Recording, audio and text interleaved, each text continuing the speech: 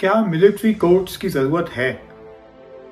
Military courts کی ضرورت کیوں ہے جبکہ سویلینز کے لیے ملک میں ہر قسم کے قوانین موجود ہیں؟ پھر سب سے بڑھ کے ملٹری کورٹس بنائی کس کیس کے سلسلے میں ہیں؟ 9 مئی کے واقعات کے سلسلے میں؟ اگر ایسا ہے تو پھر سب سے پہلے اس سلسلے میں شفاف تحقیقات کیوں نہیں کرائی گئی؟ جہاں جہاں بظاہر حملہ ہوا کہاں گئی وہاں کی سی سی ٹی وی فوٹیج؟ چلے سب سے پہلے ہم جناح ہاؤس کا کیس ہی بطور مثال دیکھ لیتے ہیں۔ سب سے پہلے یہ بتایا جائے کہ کینٹ کے علاقے کی تمام چیک پوسٹوں کو کس کے کہنے پر ختم کیا گیا؟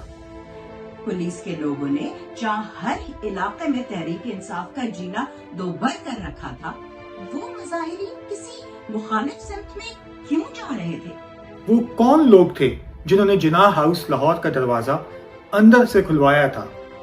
جبکہ کسی قسم کی باہر ہلڑ بازی یا تشدد بھی نہیں ہو رہا تھا۔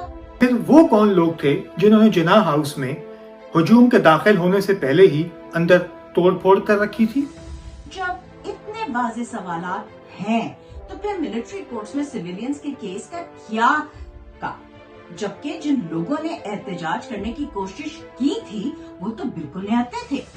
نہتے سویلین لوگوں پر ملٹری کورٹس میں کیسز چلانے کا کیا مقصد ہے؟ بظاہر تو یہ صرف تحریک انصاف کو کچلنے کی کسی مذموم سازش کا حصہ ہی محسوس ہوتا ہے۔